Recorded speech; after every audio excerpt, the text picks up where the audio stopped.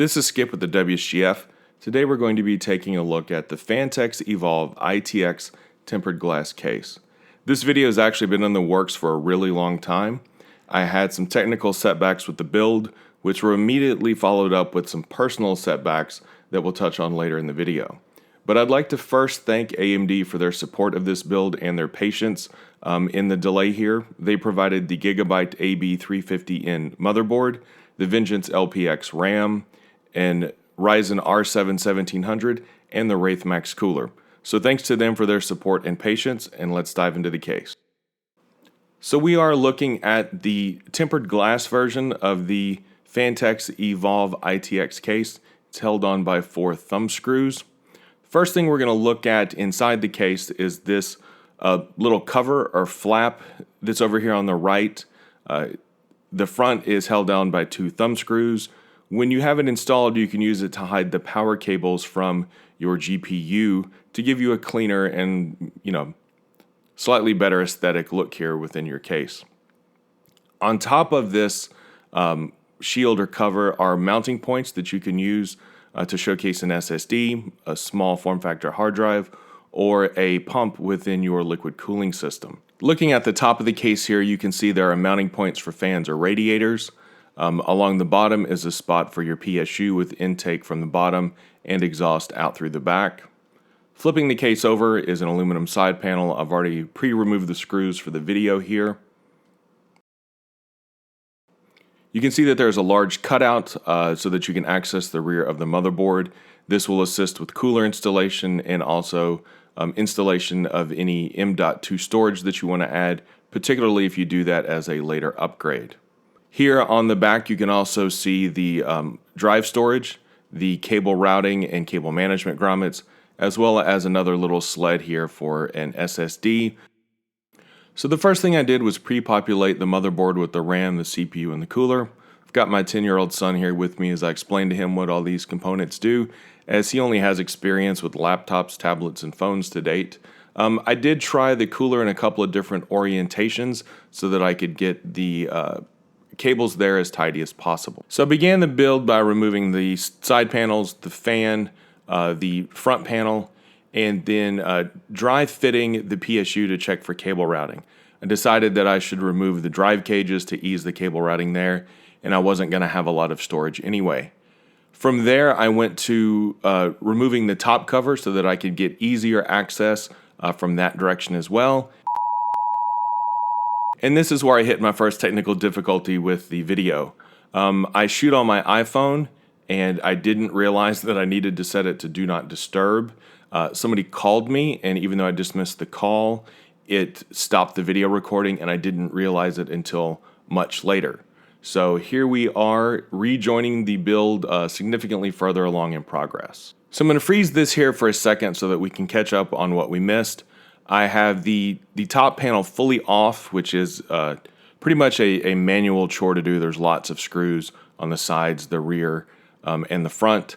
I've got the power supply installed. I have the motherboard that we pre-populated earlier installed as well. And now I'm ready to transfer my graphics card over from my existing build.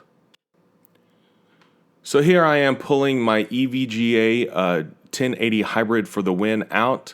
And starting to slot it in, and then spending some time figuring out the best orientation for the all-in-one radiator here, as it is a hybrid card. So you can tell I tried a bunch of different options, and what I settled with, and I think actually looks really good, is putting the radiator on the top, routing the fluid cables under that little shield along with the power cables for the graphics cards. Gives it a nice neat little look there. I'm also installing my SSD, or working on that and routing those cables on that little mounting bracket up front.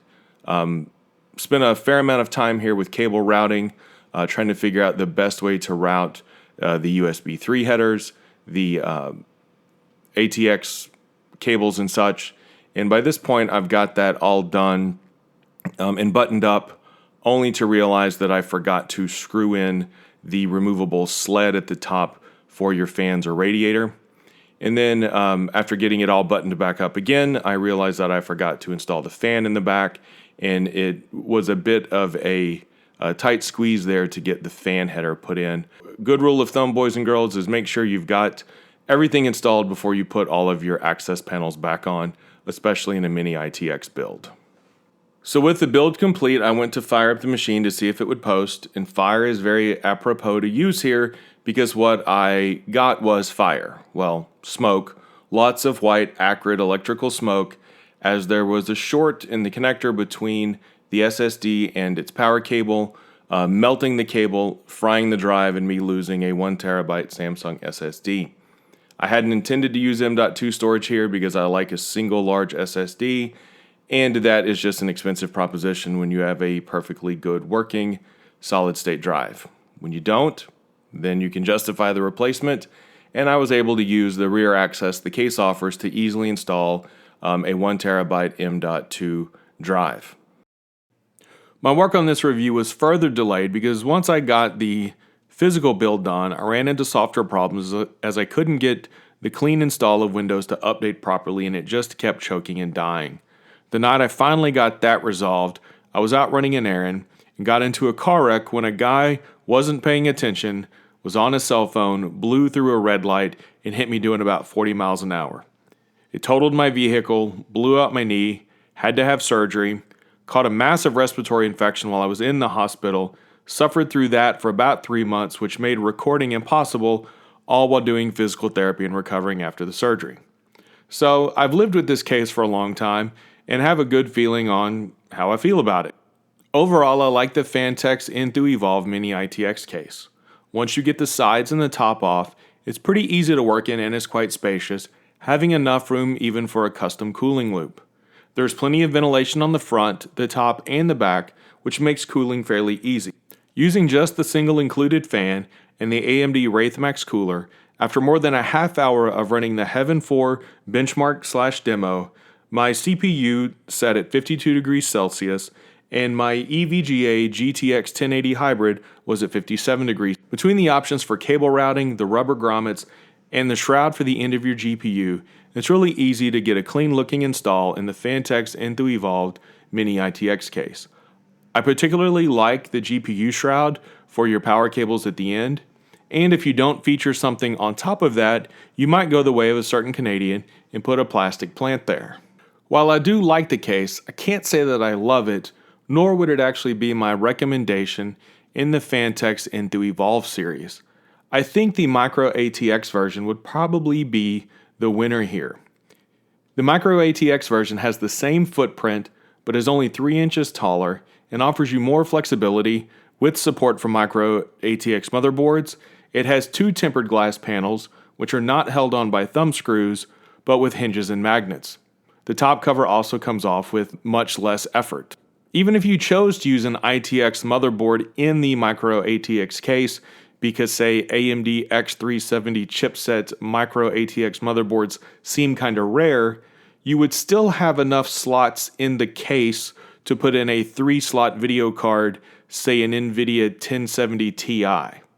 The Micro ATX case is just going to give you more flexibility and more ease of use. However, if the 3 inches in height or the $40 price differential makes a real difference to you, the ITX entry into the Phanteks Enthoo Evolv line is a cool little case, both aesthetically and thermally, and we recommend it.